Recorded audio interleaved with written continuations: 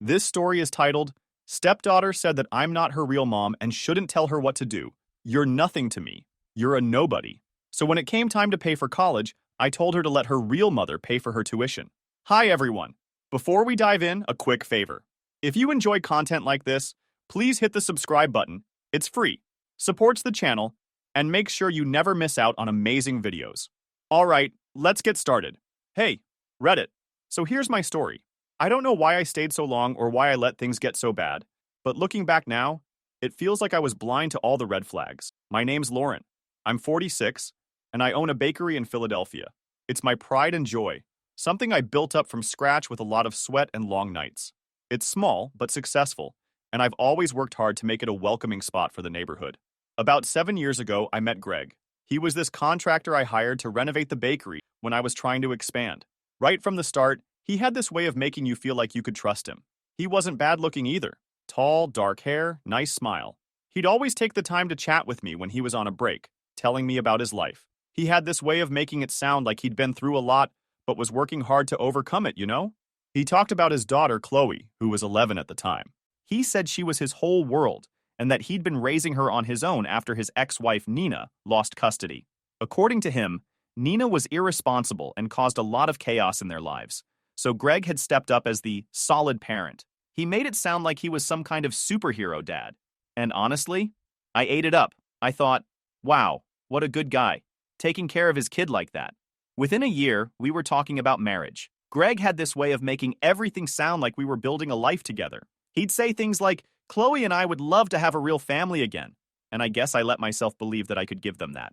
It wasn't just about Greg. It was Chloe too. She was shy at first, but sweet in her own way. I wanted to give her a stable, happy home, something I didn't really have growing up. So, we got married. Greg and Chloe moved into my house, which was bigger and closer to better schools for her. At first, it was great. We did family dinners, game nights, and weekend outings. Chloe seemed to be warming up to me. And Greg, well, he seemed perfect. He'd help around the house, tell me how much he appreciated me, and remind me that we were building a future together. But looking back, the cracks started showing pretty early on. 4 years after we got married, Greg told me he was leaving his contracting job. He said the management was toxic and that he couldn't stand the way they treated him. I was sympathetic at first. I mean, everyone deserves to work somewhere they feel respected, right? He said he just needed a little time to figure out his next step, and I didn't question it. Chloe, on the other hand, seemed to be adjusting well to her new school and neighborhood. She was making friends, joining clubs, and even started talking about college plans. One day, she came home from school and said she needed a $200 calculator for some advanced math class. I told her I'd look into it, but before I could even finish the sentence, she snapped, "What's there to look into? I need it." Greg, who was sitting on the couch scrolling through his phone, chimed in with, "Just get it for her, Lauren. It's for school." Like, excuse me? I'm already paying for everything, and you're just going to sit there and tell me what to do with my money? I should have said something then. I should have set boundaries, but I didn't. I wanted to keep the peace. I told myself, this is what families do. You support each other. So I bought the damn calculator and pretended it didn't bother me. But deep down, I was starting to feel like I was being taken advantage of. The thing that really got to me was how Greg talked about our future while doing absolutely nothing to contribute to it. He'd sit there with his coffee, telling me about these grand plans to start his own business. Once I get it up and running, Lauren, you'll see. I'll make sure you don't have to work so hard anymore. It sounded great in theory, but there was zero follow-through. He didn't even have a business plan. It was all talk. Okay. At first, I tried to be understanding of Greg quitting his job. Everyone hits rough patches, right? But I wasn't expecting his rough patch to turn into a full-on freeloading lifestyle. But weeks turned into months, and the man did absolutely nothing. I'd come home from 12-hour days at the bakery to find him sprawled out on the couch, eating chips and watching reruns of old cop shows. He didn't even bother to change out of his sweats most days. Meanwhile, the groceries he promised to pick up tomorrow were still not bought. The sink was full of dishes, and the trash was overflowing. "Hey, Greg," I'd ask, trying not to sound too annoyed. "Did you send out any job applications today?" "Not yet," he'd say, eyes glued to the TV. "I'm still working on my portfolio. You know, for the freelance gigs I'm planning." Oh, the freelance gigs. Let me tell you about those. Apparently, Greg's big plan was to start some kind of home renovation consulting business. He talked a lot about pivoting his skills and being his own boss. Sounds impressive, right? Except he never actually took any steps toward making it happen. No website, no business cards, no marketing, nothing. One time, I even offered to help him set up an Instagram account to showcase his work. I thought maybe if he had a platform, he could attract clients. But he just shrugged and said, I'll get to it later. Social media is not my thing. Like, dude, it's 2023. If you're trying to start a business, you need some kind of online presence. While Greg was busy planning his imaginary empire, I was footing the bill for literally everything. Mortgage, Mr. Utilities, Mr. Groceries, you guessed it, me. Chloe's school expenses, oh yeah, also me. And let's not forget Greg's little hobbies. He started getting into woodworking as a stress reliever, which meant I was buying him expensive tools and supplies that sat untouched in the garage. One day, I came home from the bakery and found a $400 saw sitting in the living room. What's this? I asked, holding up the receipt. Oh, that's for my new project, Greg said, not even looking up from his laptop. I'm going to build a custom coffee table for the living room. Greg, we already have a coffee table, I pointed out. Yeah, but it's not personal, you know? I want something that represents us. The coffee table never got built. The saw stayed in the box for weeks until I eventually shoved it into the garage to get it out of sight. Meanwhile, Chloe was catching on to her dad's vibe and started acting like the world owed her too. Every time she wanted something, she'd just assume I'd buy it for her. She didn't even bother asking Greg because, let's be real, he was just as broke as she was. Lauren, she said one evening, sliding her laptop across the table toward me, I need this jacket for school. It's for the senior trip. The jacket was $250. A jacket for one trip. Chloe, that's really expensive, I said. Can't we find something similar that's a little cheaper? She rolled her eyes so hard, I thought they might fall out of her head.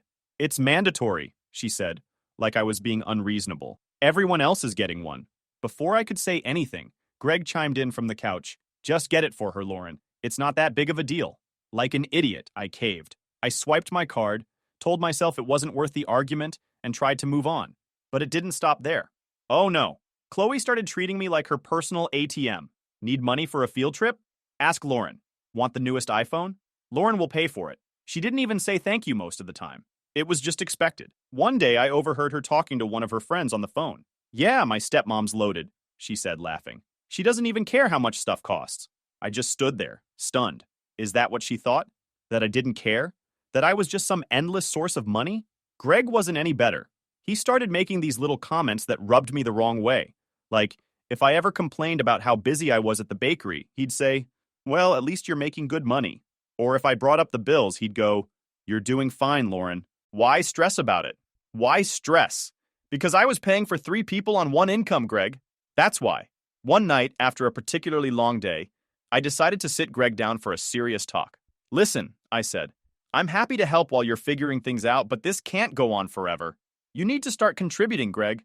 We're supposed to be a team. He looked at me like I'd just told him to walk to Mars. I am contributing, he said. I help around the house, don't I? I take care of Chloe. Greg, I said, trying to keep my cool. Helping around the house isn't the same as paying bills, and Chloe's almost 18. She doesn't need a babysitter. He sighed like he was the one being inconvenienced. Lauren, I just need more time. You've got the bakery. It's not like we're struggling. That was the moment I realized Greg didn't see me as a partner. He saw me as a provider, someone who would keep everything running while he coasted through life. I decided to give him one last chance. Okay, I said, but you need to have a concrete plan by the end of the month. No more excuses. He nodded, but I could tell he wasn't taking me seriously. And surprise, the end of the month came and went with no plan, no job, and no change. I started feeling trapped, like I was carrying the weight of the entire household on my back while Greg and Chloe just sat there, taking advantage of me. I loved my bakery, but it felt like all the joy was being sucked out of my life because I was working so hard to support 2 people who didn't appreciate me. When I look back, I should have put my foot down sooner. But at the time, I kept telling myself it was just a phase, that Greg would snap out of it, that Chloe would grow up and start acting responsibly. I wanted so badly for us to be a happy family that I ignored all the signs that it wasn't working. But things were about to get a whole lot worse. By the time Chloe's 18th birthday rolled around, I was so desperate to keep the peace in our house that I didn't even realize how much I was bending over backward for people who didn't give a damn about me. Chloe had been dropping hints for months about how her birthday needed to be epic because it was the big one. You know, turning 18 and all. She wanted it to be the kind of party her friends would talk about for weeks. Lauren, can we have the party at the bakery? She asked one evening while scrolling on her phone. It's like super cool. And my friends are always saying how classy it looks. Classy? Sure. But classy doesn't come cheap. I hesitated for a moment, knowing full well this would cost me more than I was comfortable spending. Before I could even answer, Greg chimed in, "Come on, Lauren. It's her big day. Let's make it special." This man, who still hadn't lifted a finger to contribute financially, was pushing me to throw an extravagant party? But like a sucker, I agreed. I told myself it was for Chloe, not Greg, and that maybe this would help us bond more. Big mistake. I went all out for the party. I closed the bakery for the evening, hired a local band to play live music, and ordered these gorgeous custom cupcakes with edible gold accents. I even let Chloe pick out the decorations, which included some ridiculous balloon arch that cost nearly $500. But hey, I wanted her to feel special. In the days leading up to the party, Chloe was buzzing with excitement. She kept talking about how her friends were going to love it and how it was going to be the best night ever. I asked her for a guest list so I could plan accordingly, but she kept brushing me off. "Don't worry about it, Lauren," she'd say. "It's just a small group of friends." I should have known better. The night of the party, I showed up early to make sure everything was perfect. The bakery looked stunning, and I was actually kind of proud of what I'd pulled off. Chloe arrived about an hour later, dressed to the nines in a designer dress I had bought her. She looked amazing, and I could tell she felt like a queen. Her friends started trickling in, and soon the place was packed, not just with her classmates, but also with random people I'd never even heard of. It was chaos. Kids were running around, snapping selfies, and blasting music louder than I was comfortable with. But Chloe looked happy, and I figured that was the point. Then, just as I was starting to relax, she walked in. Nina, Chloe's mom. I knew it was her the second I saw her. She had this air of entitlement, like she owned the place. She was wearing this gaudy outfit that didn't match the vibe of the party at all, and her lipstick was smeared like she hadn't checked a mirror all night. She walked right up to Chloe, arms wide open, and yelled, "There's my baby girl!" Chloe froze for a second, glancing nervously at me, but then she hugged her mom like nothing was wrong. "Mom, you made it," she said, smiling. Made it? I hadn't invited her. I didn't even know Chloe had invited her. But there she was, acting like she belonged. I tried to keep my cool, but my heart was racing. I walked over to Greg, who was standing in the corner sipping a soda like he was a guest at someone else's party. "Greg," I said quietly, "did you know Nina was coming?" He looked at me like I'd just asked him if the sky was blue. "Of course I did," he said. "Chloe told me she wanted her mom here. I didn't think it'd be a big deal." Not a big deal? The woman hadn't shown up sober to a single event in years, and now she was at my bakery, crashing a party I paid for? I was furious, but I didn't want to cause a scene. Not yet. I tried to avoid Nina, but she made that impossible. She was everywhere, hugging Chloe, chatting with her friends, and loudly telling stories about how she used to throw parties just like this when Chloe was a kid. It was infuriating. Then, as if she hadn't already made her presence loud enough, she walked up to my table where I was sitting with Greg and Chloe and said, "This is my spot. Move." I stared at her, trying to process what she'd just said. "Excuse me?" I replied. "This is my daughter's party," she snapped. "I'm her mother. I should be sitting next to her, not you." I looked at Greg, hoping he'd step in, but as usual, he just stared at his drink like it was the most interesting thing in the world. Chloe, who was sitting next to us, didn't say a word either. She just looked down at her phone, pretending not to notice. "I'm not moving," I said firmly. "There are plenty of empty seats. Feel free to pick one." Nina's face turned red. "Oh, look at you," she sneered. "The big bad stepmom who thinks she can replace me. Guess what? Money can't buy love." Before I could respond, she grabbed a plate of food off the table and hurled it onto the floor. The sound of breaking glass echoed through the room, and everyone stopped talking. It was dead silent. "Get out," I said, my voice shaking with anger. "You're not welcome here." Nina laughed like I'd told a joke. "Oh, you think you can kick me out? You're nothing, Lauren. Nothing." I signaled to the bakery security staff. Yes, I had security, because I wasn't stupid enough to think a party full of teenagers wouldn't need supervision. They escorted Nina out while she screamed and caused a scene in front of all the guests. Chloe looked mortified. And Greg? He still didn't say a damn word. After Nina was gone, the party felt tense. Chloe tried to play it off, but you could tell her friends were uncomfortable. The whispers started. "Did you see her mom? I can't believe that just happened." People left early, and Chloe barely spoke to me for the rest of the night. When we got home, I tried to talk to her. "Chloe, I'm sorry about what happened tonight, but..." She cut me off. "This wouldn't have happened if you just let her sit with us. You made it worse." I couldn't believe what I was hearing. After everything I'd done to make her birthday special, she was blaming me for her mom's behavior? I looked at Greg, hoping for backup, but he just muttered, "Let's talk about this tomorrow." After the disaster that was Chloe's birthday, you'd think Greg might have stepped up and at least tried to show some appreciation or support. Nope. Instead, he doubled down on being the most entitled, lazy, and delusional person I've ever met. By this point, I wasn't even angry. I was just exhausted. Mentally, emotionally, financially, exhausted. Things hit a new low when Greg decided he was going to help out by taking over some of the household chores. At first, I thought, finally, he's doing something. But of course, it didn't last. For about a week, he'd occasionally do the dishes or vacuum the living room, but then he started complaining about how draining it was. "This is a lot of work," he said one evening, as he tossed a load of laundry onto the couch. "I don't know how you expect me to do all this and focus on my business." I stared at him, dumbfounded. "Greg, I've been doing all of this and running a business for years." "What are you talking about?" He shrugged. "Yeah, but you're used to it. This is new for me." I couldn't even respond. What was there to say? The man was allergic to responsibility. And then there was Chloe. If Greg was a freeloading mooch, Chloe was quickly becoming his protege. She'd picked up on his attitude and ran with it. She wasn't just asking for things anymore. She was demanding them. One evening, she came downstairs and announced that she needed new furniture for her room. Not just a desk or a chair. She wanted a full makeover. New bed, new dresser, new everything. "I've outgrown all my old stuff," she said, flipping her hair like she was a Kardashian. "I need something more mature." "Chloe, we can't afford that right now," I said firmly. "Maybe we can look at updating a few things next year." Her face turned red. "You just don't want to spend money on me because I'm not your kid," she snapped. That hit me like a ton of bricks. I'd been doing my best for this girl, and she had the nerve to say I didn't care about her because she wasn't my biological daughter? I didn't even know how to respond. Greg, of course, didn't say a word. He just sat there, staring at his phone like nothing was happening. That night, I sat down with Greg and laid it all out. "You need to get a job," I said bluntly. "I don't care what it is, but you can't just sit here and expect me to do everything. It's not fair." Greg didn't take it well. "You're being selfish," he said, crossing his arms. "You don't understand how hard it is for me right now." I laughed. An actual laugh, because I couldn't believe what I was hearing. "Hard for you? Greg, I'm the one working 12-hour days while you sit on your ass. How is that fair?" He just shook his head. "You don't get it, Lauren. You've always been about the money. You don't care about my dreams." That was it. That was the moment I realized Greg didn't see me as a person. He saw me as a bank account. Greg's true colors were in full view, and I knew things weren't going to get better. But little did I know, Chloe was about to up the stakes and push me to my breaking point.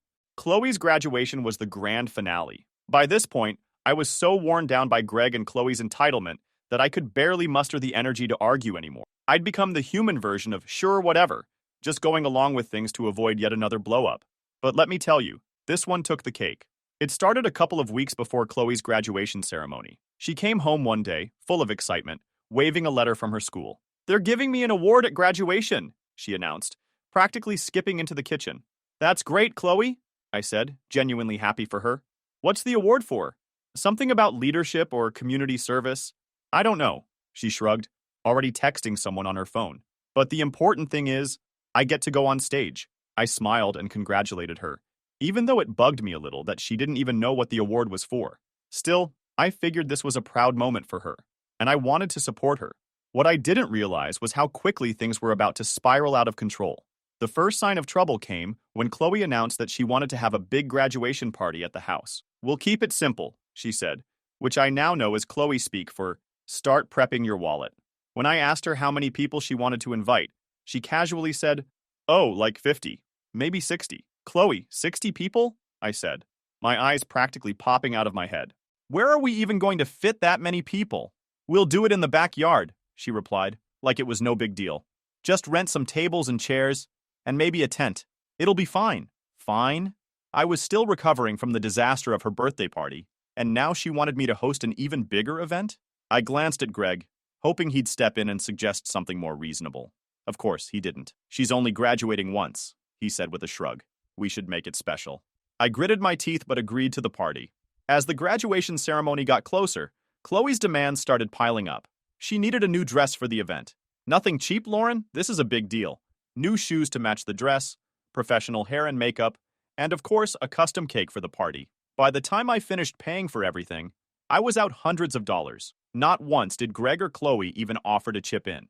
On the morning of the ceremony, Chloe came downstairs wearing her brand new dress, looking like $1,000,000. She glanced at me and said, Don't forget to bring flowers for after the ceremony. It'll look weird if I don't get any. It'll look weird? Not, hey Lauren, could you please bring flowers? No, it was just expected that I'd show up with a bouquet like some personal assistant. I bit my tongue, grabbed my keys, and ran out to pick up flowers before we headed to the school. By the time we got there, I was already exhausted, but I plastered on a smile and tried to focus on Chloe's big moment. The ceremony itself was fine. Chloe got her award, walked across the stage, and beamed at the applause. For a split second, I thought, okay, maybe this will be worth it. Maybe she'll realize how much I care and start treating me better. After the ceremony, we met her outside to take pictures. Greg handed her the bouquet I'd bought, taking all the credit, of course. Your stepmom picked these up, he said, like it was some minor afterthought. Chloe barely glanced at me. Oh, thanks, I guess. Thanks, I guess? I'd been running myself ragged to make this day perfect for her, and all I got was a half-hearted thanks? I swallowed my frustration and smiled for the pictures, but inside I was fuming. The real drama started at the graduation party. I'd spent all day setting up the backyard, arranging tables, hanging decorations, and making sure the food was perfect. By the time the guests started arriving, I was running on fumes. Chloe, on the other hand, was in full party mode, laughing with her friends and posing for pictures like a celebrity. Greg, as usual, was nowhere to be found, probably hiding inside, scrolling on his phone. About an hour into the party, Chloe came up to me and said, "Mom's coming over." I froze. What do you mean, Mom's coming over? She wants to congratulate me, Chloe said, as if it were the most normal thing in the world. I told her to stop by. Chloe, I said, trying to stay calm, after what happened at your birthday, I don't think it's a good idea for Nina to come here. Chloe rolled her eyes. That was your fault, Lauren. If you hadn't been so rude to her, none of that would have happened. I couldn't believe what I was hearing. Chloe, she caused a scene, insulted me, and destroyed property. How is that my fault? You just don't get it, Chloe snapped. She's my real mom, and she's part of my life whether you like it or not. I turned to Greg, hoping he'd back me up. Instead, he shrugged and said, let's not make a big deal out of this. It's her day. I'd spent weeks planning this party, paid for every single thing, and now I was supposed to let his ex-wife waltz in and ruin it? Absolutely not. Nina is not coming into this house, I said firmly. End of discussion. That was all Chloe needed to lose it. You're not my mom, she screamed, loud enough for the entire party to hear. You're nobody. Who do you think you are, telling me what to do? The party went dead silent. I could feel everyone staring at me, waiting to see how I'd react. Greg just stood there, staring at the ground like a coward. I'm the person who paid for this entire party, I said, my voice shaking. I'm the person who's been supporting you for years, while your father sits on his ass. And if you can't respect me in my own home, you can leave. Chloe's face turned red with anger. Fine! I don't want to be here anyway! She stormed off, dragging a group of her friends with her. The rest of the party fizzled out after that. Guests made awkward excuses and left, leaving me alone in a backyard full of half-eaten food and overturned chairs. Greg finally came outside, but instead of apologizing, he blamed me. You didn't have to escalate things, he said. You could have just let her have this one day. I couldn't believe what I was hearing. Greg, she humiliated me in front of everyone and you did nothing. Again, he shook his head and walked back inside, leaving me to clean up the mess. A few weeks after Chloe's graduation fiasco, things in the house were tense, to say the least. Chloe barely spoke to me, which honestly was a bit of a relief. When she did, it was usually to complain or throw in a passive-aggressive comment about how I ruined her party. Greg wasn't much better. If he wasn't completely ignoring me, he was muttering things under his breath about how I needed to be more understanding. But the real storm hit when Chloe got the letter she'd been waiting for, her acceptance to NYU. She came bursting into the house one afternoon, waving the envelope around like she'd just won the lottery. Lauren, Dad, I got in, she screamed, practically jumping up and down. That's great news, I said, genuinely happy for her. I figured, after all the drama, maybe this could be a turning point. Maybe she'd start taking responsibility and working toward her future. Silly me. Greg hugged her, grinning like a proud father. I knew you could do it, kiddo. Chloe turned to me with that all-too-familiar smirk. So, Lauren, when can we talk about tuition? The room went quiet. I blinked at her, caught off guard. Tuition? I asked. Chloe, NYU is expensive. Have you looked into scholarships or financial aid? She rolled her eyes. I got some aid, but it's not enough. I figured you'd help cover the rest. I mean, you've got the money. I looked at Greg, expecting him to step in and explain how college expenses weren't just my responsibility. Instead, he nodded like it was already a done deal. She's right, Lauren. You can afford it. That was the moment I realized they'd been planning this behind my back. Greg had probably been feeding her the idea that I'd just open my wallet, no questions asked, like I always did. But this? Paying tens of thousands of dollars for a kid who had spent the last year treating me like garbage? No way. Chloe, I said, trying to keep my voice calm. I'm really proud of you for getting into NYU. But I can't just write a blank check for your tuition. Have you considered getting a part-time job or looking into more scholarships? Her face turned red. A job? Are you serious? How am I supposed to focus on school if I'm working all the time? Plenty of students work while they're in college, I replied. It's a good way to build responsibility. Greg cut in before she could respond. Lauren, come on, she's just a kid. You don't want her to struggle, do you? A kid? I shot back. She's 18. And let's be real, Greg. She's old enough to know better than to expect me to cover this without even asking. Chloe crossed her arms and glared at me. You're just trying to punish me because of the graduation party. I stared at her, stunned. Punish you? Chloe, this has nothing to do with the party. This is about money. And the fact that you and your dad seem to think I'm a bottomless ATM? Greg threw up his hands. Oh, here we go again. Everything's about money with you, Lauren. Life isn't fair, Chloe muttered under her breath. I turned to her, my patience wearing thin. You're right, Chloe. Life isn't fair. But that doesn't mean you get to dump all your responsibilities on me. If you want to go to NYU, you need to figure out how to make it happen. The conversation didn't end there, of course. Chloe stormed off to her room, slamming the door so hard it rattled the windows. Greg sat on the couch, sulking like a teenager. For the next few days, the house was a war zone. Chloe wouldn't even look at me, and Greg kept dropping passive-aggressive comments about how I was letting the family down. One night, Greg finally decided to confront me. You're being selfish, Lauren, he said, standing in the kitchen while I washed dishes. This is her future we're talking about. I turned to face him, my hands still wet. Greg, don't you dare call me selfish. I'm just realistic. She's your stepdaughter, he said, like that was supposed to mean something. You're supposed to support her. She's only my stepdaughter when it's convenient for you, I shot back. Every other time I'm just Lauren, the woman who's not her real mom. Well, not anymore. Greg looked at me like I just slapped him. What's that supposed to mean? It means I'm done, I said, wiping my hands on a towel. I'm done being taken for granted. If Chloe wants to go to NYU, she can figure it out with her real mom. The next day, Chloe came downstairs with a new tactic, guilt. She sat at the table, looking teary-eyed, and said, Lauren, I'm sorry if I hurt your feelings. I didn't mean to make you feel unappreciated. For a split second, I almost believed her. But then she added, I just think it's really unfair that you won't help me. You've always said you wanted to give me a better future. Isn't this part of that? I sighed, sitting down across from her. Chloe, I do want you to have a good future, but I also want you to learn how to take responsibility for yourself. Life isn't about expecting other people to bail you out. She sniffled dramatically, clearly trying to turn on the waterwork. I can't believe you do this to me. You're ruining my chances at New York University. No, Chloe, I said firmly. You're ruining them by refusing to take any responsibility. You've spent months treating me like I don't matter, and now you expect me to pay for your tuition? That's not how it works. A few days later, Greg tried one last time to pressure me. Either you pay for Chloe's education, he said, his arms crossed like he was delivering an ultimatum, or I'm filing for divorce. I stared at him, completely unfazed. Okay, I said. File for divorce. He blinked, clearly not expecting that response. You don't mean that. Oh, I mean it, I said, crossing my own arms. In fact, I'll call a lawyer tomorrow. For the first time in months, Greg was speechless. He stormed out of the room, slamming the door behind him, while I sat there feeling oddly calm. When Greg and Chloe left, I thought I'd feel a little guilty. But as I watched them pack up their things and walk out the door, the only thing I felt was relief. For the first time in years, my house was quiet, peaceful. Greg didn't make a big scene when he left, which honestly surprised me. I think he realized his usual guilt trips weren't going to work anymore. He muttered something about how I'd regret this.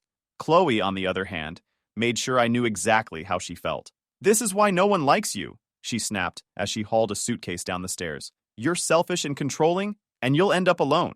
I didn't even bother responding. What was the point? She'd already made it clear how little she respected me, and I wasn't about to waste my breath trying to change her mind. Instead, I stood in the doorway and watched as they loaded their stuff into Greg's car. The divorce was finalized quickly, thanks to the prenup I'd insisted on. Greg tried to contest it, claiming he deserved a share of the bakery. My lawyer shut that down fast. I heard bits and pieces about them through mutual friends. Apparently, they were living in a tiny apartment across town. Greg was trying to restart his contracting business, but it wasn't going well.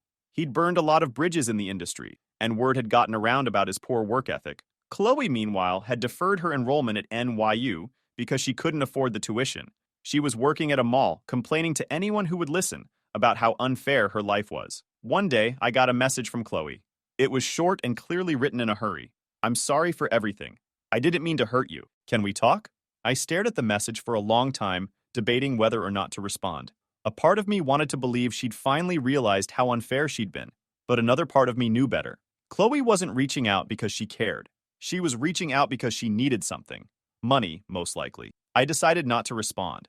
I wasn't interested in reopening that door. A few weeks later, Greg tried his luck. He called me one evening while I was at the bakery, working on plans for the grand opening of the second location. Hey, Lauren, he said, his voice dripping with fake sincerity. I just wanted to check in.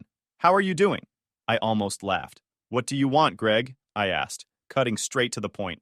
There was a long pause before he finally admitted why he was calling. I was wondering if you'd be willing to help Chloe out. She's really struggling right now, and I know you care about her deep down.